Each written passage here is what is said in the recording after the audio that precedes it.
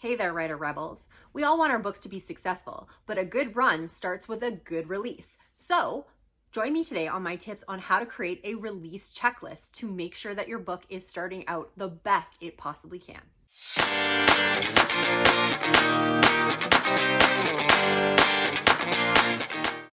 Hello there, YouTube. It's me, Scarlett Kol, and I am back for yet another video. If you've never seen me before, welcome and welcome to my channel. I'm a young adult author, storyteller, and author-tuber.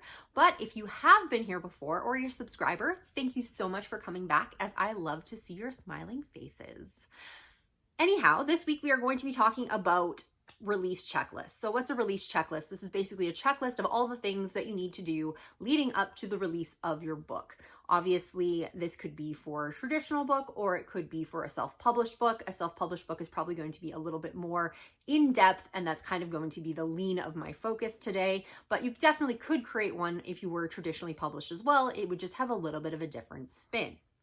So why am I talking about this? Basically, I've kind of gone through the exercise just recently of recreating my release checklist. I had one before, but I wanted to kick it up a notch. I had been involved in a box set with various other authors basically earlier this spring, but the lead up for that had basically started, I think last August is when we started getting everything together. So it was a very large and long marketing campaign, and we were trying to hit the USA Today bestseller list. We were successful, so I am now Scarlett Kol, USA Today Bestselling Author, which is very exciting. But one of the things that I did learn through that experience is a lot of various different marketing techniques and a lot of different ways to organize those techniques between different authors to make everything be successful.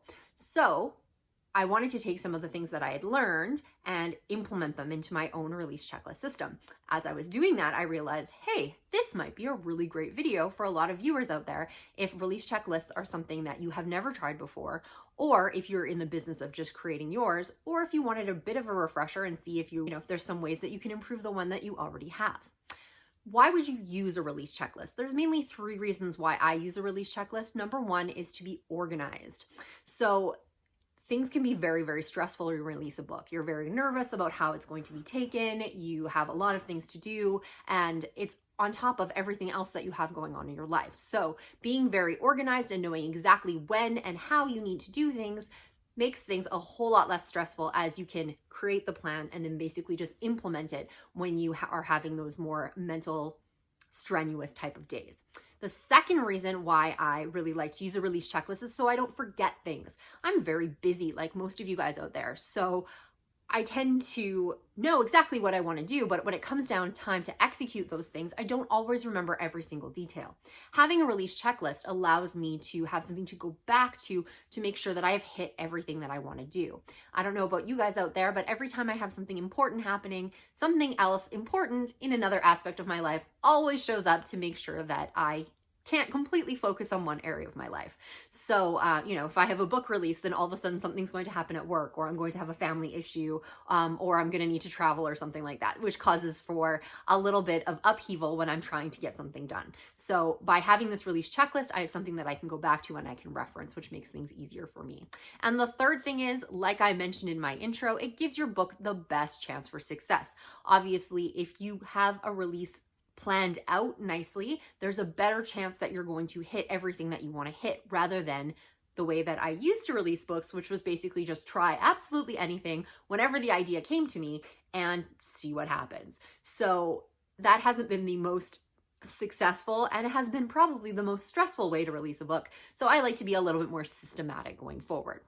So of course, the next question is, if you don't already have a release checklist, how do you go about creating one? Well, I'm going to basically list out my tips that will kind of talk about those things and give you the process to create your own release checklist. The only thing about that is every release checklist will be an individual process. Depends on what category you're writing, what genre you're writing, where you are in your career, how much you can afford to spend, and all of those various different things. Everybody's release checklist is going to be different, especially depending on where they want to focus, what they can physically manage to do, and what works best for the type of books in the area that they're writing. So I'm not going to give you a layout of exactly this is what you always should have, because that's going to change per person. Other than actually publishing the book, there really isn't anything else on the release checklist that couldn't be changed or modified depending on what you want to do and what your goals are. So I'm going to keep those generally broad, but this should definitely give you some tips on how to maximize making that release checklist and making it work for you. So the first thing you need to do with creating a release checklist is you need to make the things that will go on the checklist. So basically creating a list and doing your research. So obviously the first thing that you probably want to do, and is the easiest thing to do, is sit down either with a pen and paper or a computer and write down all of those things that you think need to be done to release your book. Some lists will be a little bit more focused on the publishing aspect of the book, so that, you need to go to this provider and you need to do this and all that kind of stuff. I typically don't have a lot on my release checklist in regards to publishing, just because I am a wide author, which means I am on multiple platforms, not just Amazon. And I have a very detailed checklist of everything that I need to have and everything that I need to do for each of those vendors. So to put all that into my release checklist is just a little bit overwhelming. So I will typically just write something like, on the particular day that I need it, publish book to Amazon, publish book to Barnes & Noble, whatever that happens to be. And then I will refer to my detailed notes on how to actually do that. I'm not going to put that in my release checklist. However, if you are only dealing with one vendor like Amazon, that might be something worth doing for you to put more detailed steps on there. So that's kind of up to you. Anyhow, so you're going to make this list of everything that you think that you need to do. The second thing I would suggest is doing your research, because obviously not everybody knows everything. And even though I like to say that I know a few things, I definitely don't know every little thing out there and every little nuance for every different genre. So one of the first things that I typically do is I'm going to look up other release checklists. This is not a new thing. Many authors use them and many authors will have them on their various different platforms. I know of probably about 3 or 4 on YouTube alone that I've come across. So if you are going to Google that or go to some of the other authors that you look to for advice or various different providers that provide advice, they're probably going to have a template of a release checklist. They will all look a little bit different because, like I said, every release checklist is completely individual to that author, but they will at least give you a good jumping off point as to where to start and some of the ideas of things to think about of what you need to put into your release checklist. I wouldn't disregard anything off the bat, even if it seems a little bit too much for what you're doing, if it's too expensive for what you have planned right now, or just doesn't seem to fit. Some things won't, obviously. Let's say you write very adult scientific thrillers. Advertising at teen book place is probably not going to be a good one for your release checklist, or vice versa. However, other than ones that are blatantly, completely out of your realm of what you need to do for your book, I would at least just keep them in the list for now and we'll deal with them later. The third thing that you want to do is research those authors that you really enjoy. Do you know somebody who's had a book release lately of a book that you like or an author that you like? Scroll through their social media, see the things that they've done. What are the things that you remember that they've done to release that book? Do you have other author friends who are releasing their books? Can you take a look at their social media and the things that they've been doing, and their website and all of those different places to see those kinds of things that they've been doing to lead up to their book releases? Is there anything that kind of makes sense for you that needs to go on the master list of all of these things that you've created? If there are suggestions or things that they are doing that make sense for you, then you are going to want to record them at this point to figure out all of the possible things that you could do for a release. Now, this is probably going to seem very overwhelming. There's so many different things that you could do, so many strategies you could take, and so many different avenues to go down. Try not to worry about that at this point. You're just basically trying to make a list of anything you could possibly do, and then we're going to narrow that down into the things that you're actually going to do. And so that leads us into the second tip or second step in creating your release checklist. And that is to start small, but give yourself room to grow. Obviously, if you are at the beginning of your career, this is one of your first releases, or you don't necessarily have the financial backing to be able to put a lot of money into a release, you're probably going to want to focus on certain aspects over others. Now that we have this master list of every single thing that we have to do, we're going to want to pare it down to things that make sense and things that don't necessarily make sense or don't make sense for now, and split those into 2 different pieces. Obviously, you're going to want to focus on the areas that you're already in. If you are constantly on Instagram, but you have no presence on Facebook, it doesn't matter how many people are telling you that, hey, on my release checklist, I have do this, this, this, and this in Facebook. If you aren't on Facebook, there's no reason to just jump on Facebook and try and promote your book. You need to build up those social media things gradually, which is something that I have talked about before in my Planning to Succeed video about social media. It can't just be all about selling. So if it isn't a platform that you're on, you're not going to want to focus on that platform, especially starting out. Maybe you will branch out and you will be doing more different platforms over time, and you will want to bring some of those things back in.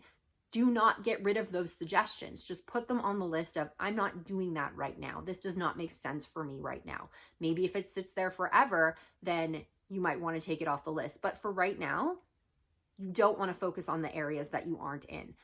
Work on the things that you think are going to give you the most bang for your buck and make the most sense for you and that you can physically do at this point. When I say give yourself room to grow, I'm saying all of those other things that you aren't focusing on right now, keep them. The next time you do a release, maybe you're going to have more time. Maybe your first release went really well and you have a lot more money to invest back into your books. You can scan through that list of the things that you chose not to put into your plan and see if they're going to work. Or maybe your first plan was a bust and it didn't go very well and you want to try something different. Well, this is a list of all the different things that other people and whatever are doing out there that you can incorporate back into your plan. Just because you're not doing everything right now, that's okay. Not everybody can do everything. So just start small by building the plan of taking those things off the list that make sense to you and you can do to build a backbone for your release checklist. And you should be in a really good shape. So now that you've narrowed everything down, what are you going to do with that? My next suggestion is to make your list accessible and editable. So what does that mean? Obviously, it kind of leans a little bit more to using software. As much as we would love to use our fabulous little notebooks that say girl boss and you just want to like rock this release out, that's not something that I would recommend doing for your release checklist. Personally, for me, I'm one of those people who does love paper. So if you were one of those people who does love paper, when it comes closer to the release and I've made all of the changes that I want to make, I will print a copy out for me to follow along with. So if that's something that you want to do, go ahead. But to set everything up, my suggestion would be to put it into a platform or software that makes sense to you. Personally, I'm an accountant during the day, so me and Excel, we're tight, and I'm going to use something that's going to be Excel based. But if you're more comfortable using Word or a word processor or a task list kind of app, or if you use something like Trello, which is more of a project management kind of software, whatever makes sense to you, but it's something that you're going to be able to get into at any point. For me, like I said, I like to use Excel, but I will actually use Google Sheets. The reason I use Google Sheets as opposed to just Excel is that I have the Google Sheets app on my phone. I have access to those files on any computer pretty much anywhere out in the world because it's all online based. Why does that make so much of a difference? Well, if you come across something that's a really good promotion idea anywhere, then you won't be able to access it until later. And there's so many times where you've probably been through a feed and been like, oh, that's a great idea, or I need to remember this promoter, or I need to remember this. And you tell yourself you're going to remember it, but 9 chances out of 10, by the time you get home, you're not going to be able to find it on that feed and you're not going to remember what it is. If you can access your list pretty much anywhere or within a couple of hours of whatever you're doing, you're going to be able to put things on your list a lot more timely. In these sheets, I would suggest having the master list of all of the things that you aren't using as well as the things that you are. So even if it's just something that you saw, which is really cool, that you'd like to use at some point, even though it doesn't make sense for you right now, you can put it on that extra sheet of maybe one day to-do list. And the next time you have a release, review that list and see if there's anything else that you want to add into your plan. This leads into the second part about making it editable. If you have it in a notebook, you're basically going to have to be scratching things out, changing things, and moving things around. If you have it in some sort of software where you can easily manipulate the data, it's very easy to just add tasks or take away tasks every time you want to update the release checklist without creating it from scratch every single time. Like I said, you can always print it out on paper and make your notes and do whatever you want on it afterwards, but to build that basic template of this is what my release checklist is, you're going to want to do that into something that you can edit and that you can access very easily. But you're probably thinking to yourself, if you spent all this time putting a release checklist together, why are you going to want to change it?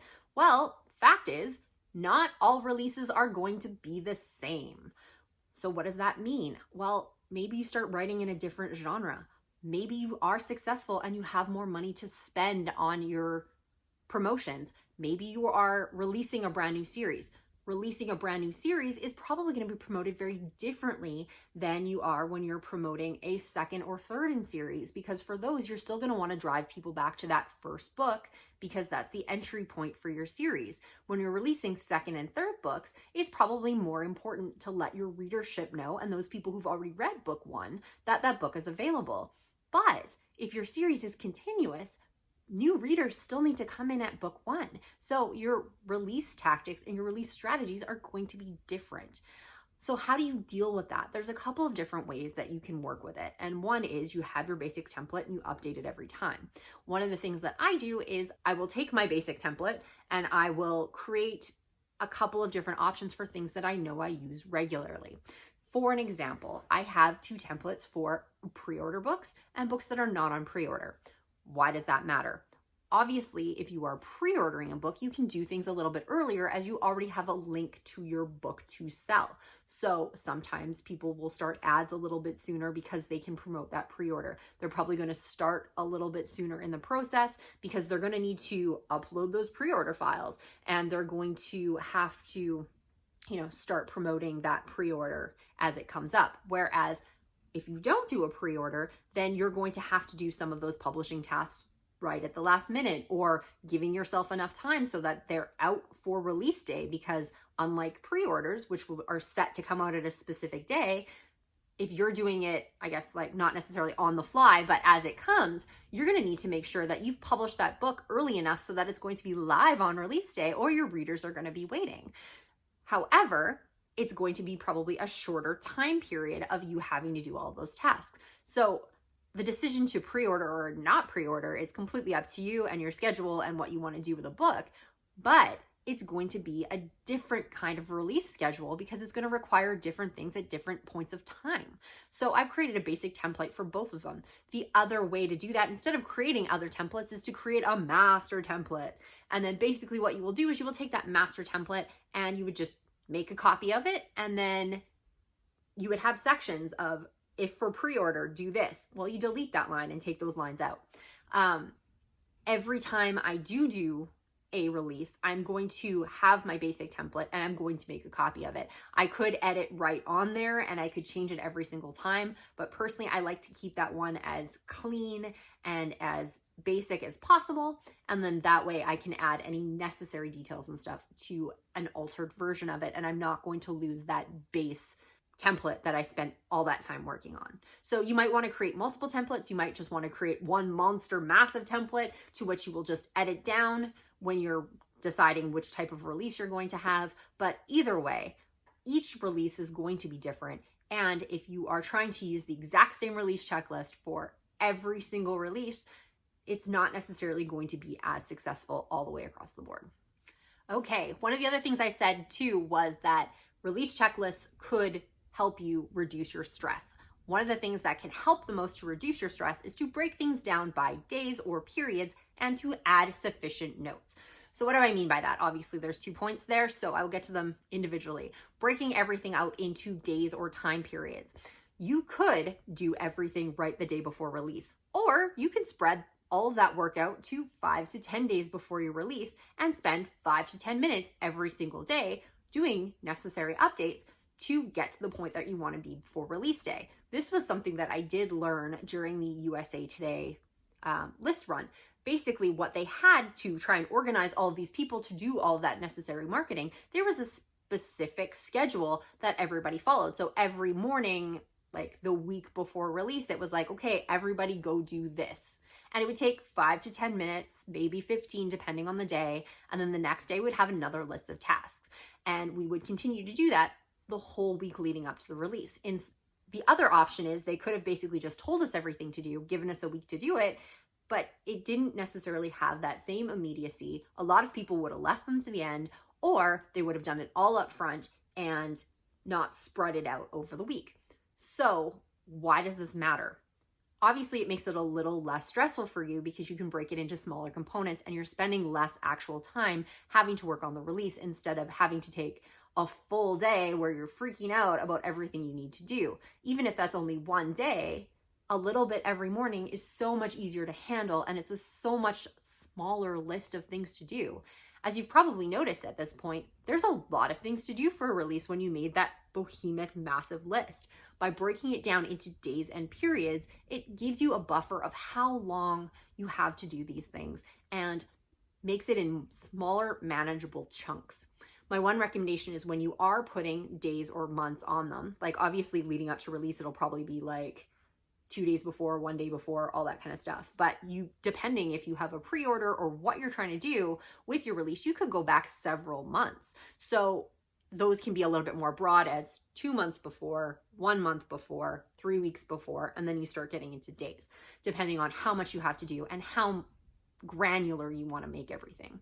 My one suggestion though is to try to book things as early as you can possibly do them. For instance, release week, you're probably going to want to post about it on your Instagram, your Facebook, your Twitter, whatever those things are. A month before, you can be creating copy for those things. Even if you don't have your link until release day, what do you want to talk about that book? Are you going to include the blurb? Do you have fun little catchphrases or catch lines that you want to put in there? Do you have specific graphics that you want to create that you're going to end up using on release day, the day before release day, release week? What are those things that you want to do? Do you want to do a giveaway? You're going to have to organize that stuff up front.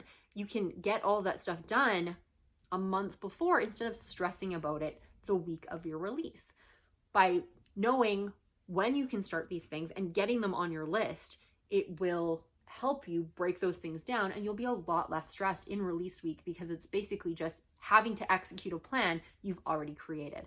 The other plus to breaking things up is that in terms of social media and things like that, it will stretch out how long people will see things about the book. So for instance, let's say you want to do a banner for your Facebook page, and then you also want to do a pinned post with the link for the book.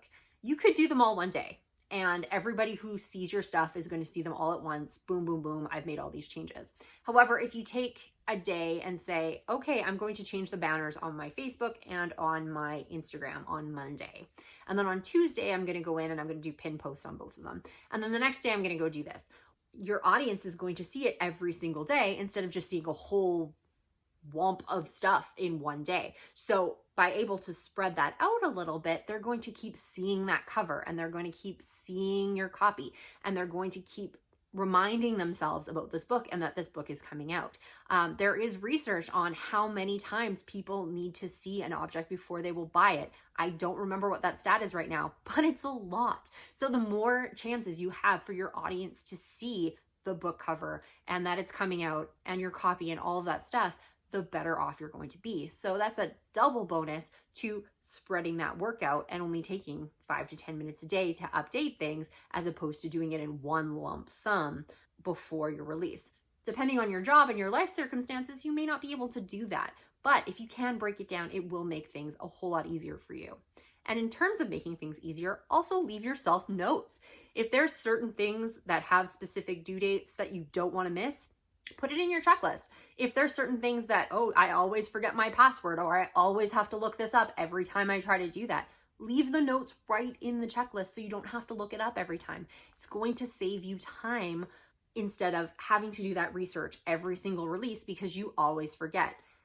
Give yourself pointers, give yourself hints on how to make things easier as you go along, because that will help your process move a lot faster, and you can spend less time worrying about the little details and more time worrying about writing great books.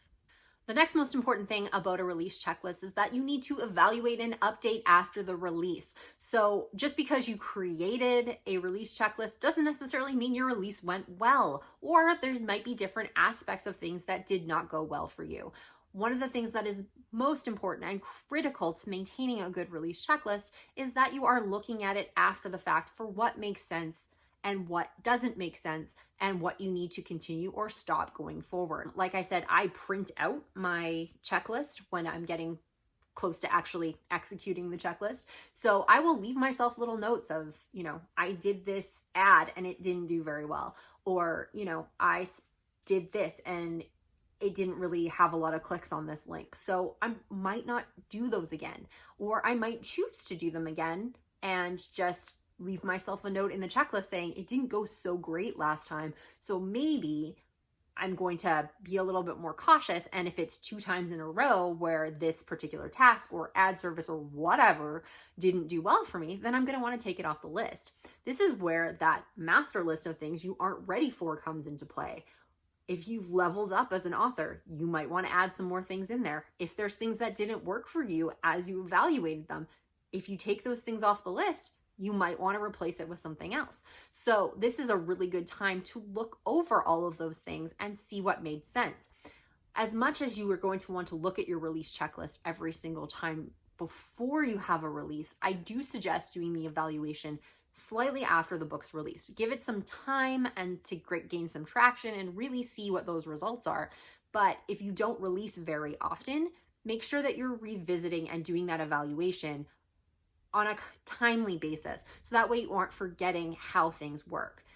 The other reason to do that on a timely basis is sometimes there aren't necessarily markers or anything you can use to figure out if something was effective. Obviously, if we placed a newsletter blast ad with a particular provider and there weren't a lot of clicks, it's very easy to see whether or not that did well. However, some tasks don't have a direct link as to whether they were successful or whether they actually contributed to your sales or your release and its success. But they might have other things associated with them that do impact your release time. If there's something that you were doing and let's say you posted in specific groups on Facebook and you don't know if it contributed to your release because you don't really have any click-through stats, but you do know that it took you a really long time to do all of that work.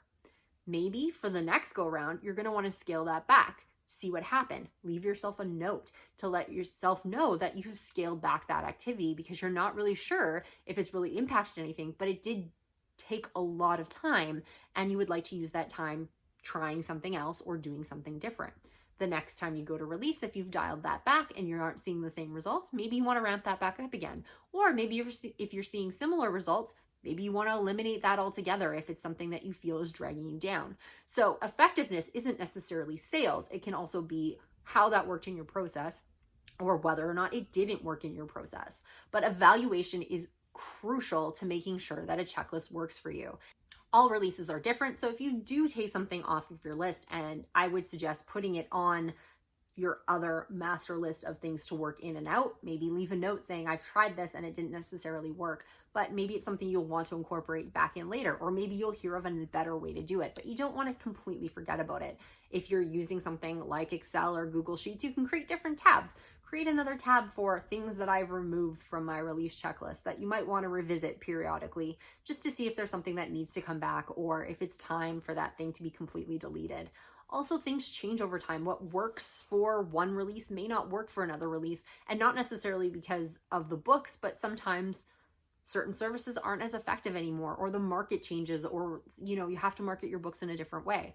If you are not evaluating and you're doing the same old tricks every single time, it's not going to be furthering you and your career. It's basically just going to be stagnant and you're going to be doing the same thing over and over and over again, and then be completely confused when your sales start to drop off or things just aren't working.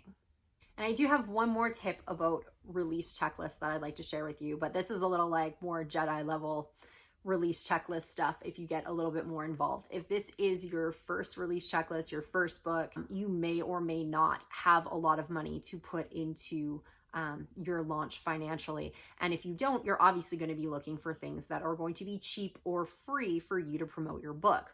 Even seasoned writers are going to be using things that are cheap or free because they are cheap or free.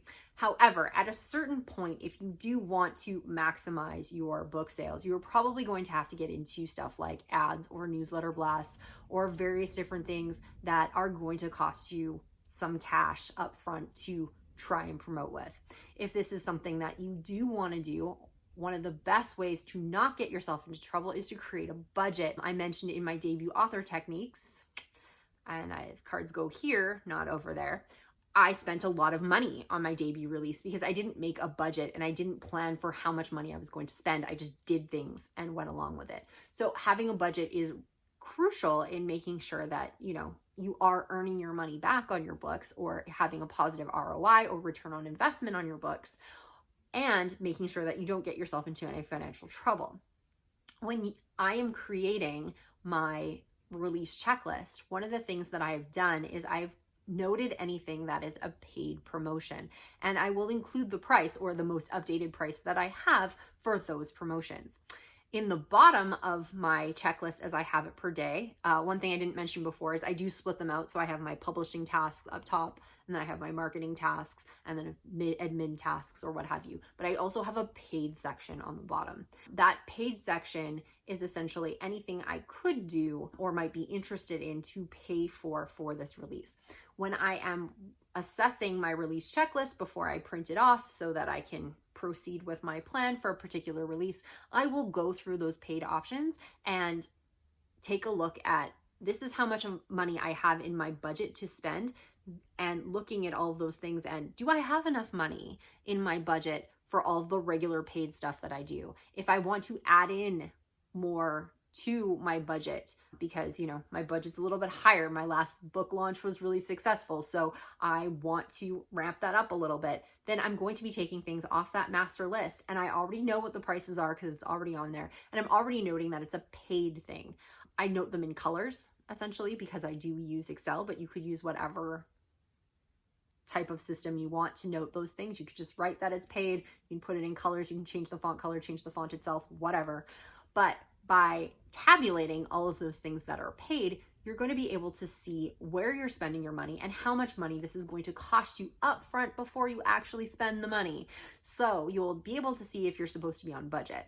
Obviously for ads, this is a little bit more difficult, but I will put in what I expect to spend for ads. So if I'm doing a Facebook ad, this is the most amount of money that I want to spend. And when I do that, I'm going to see how early I can start, how much that would be per day. If it's 2 days before versus 5 days before, obviously that same amount of money is going to have to be spent differently. And I'm going to have tasks in my checklist to make sure of, hey, make sure you turn your ads off on those specific days so that I don't go over budget. But it is a nice little way for me to be able to not only look at the things that I need to do, but how much is this going to cost me to launch this book as well. Also, when I go back to do my evaluation and looking at what worked and what didn't from a release checklist, I'm going to specifically pay attention to those paid items. And if there's any sort of way I can figure out whether or not they were effective and were bang for my buck, I'll be able to note that, and I'm going to know that going forward for my next releases, instead of just paying for a bunch of things, letting them all happen and hoping they worked out well. So if you are at that point and you want to be creating your budget as you are creating your checklist, it is a really, really good tool to be able to do that, as well as planning in, when the due dates are to book for things like a Fussy Librarian or Book Rate or any of those sorts of things. So that is basically how to create a release checklist, how to make it effective and useful for you, and if you are at that point, how to create a budget on top of your release checklist. So hopefully those things were very helpful for you. And if you already do have a release checklist, please let us know in the comments. And if there's anything in particular that you learned about creating your release checklist that you think people should know. If you've never created one before and you use any of these tips, please let me know, as I would love to hear from you and love to know that the things that I am putting out here on YouTube are useful for people and that they are being able to use them in their own author lives. So thank you so much for joining me, and hopefully you will come back next Thursday when I will release another video. But until then, I will see you all later. And if you would like to make sure that you are getting those videos on Thursdays, make sure you're hitting that red subscription bar and the notification bell below the video to get a notification every time I put out new content.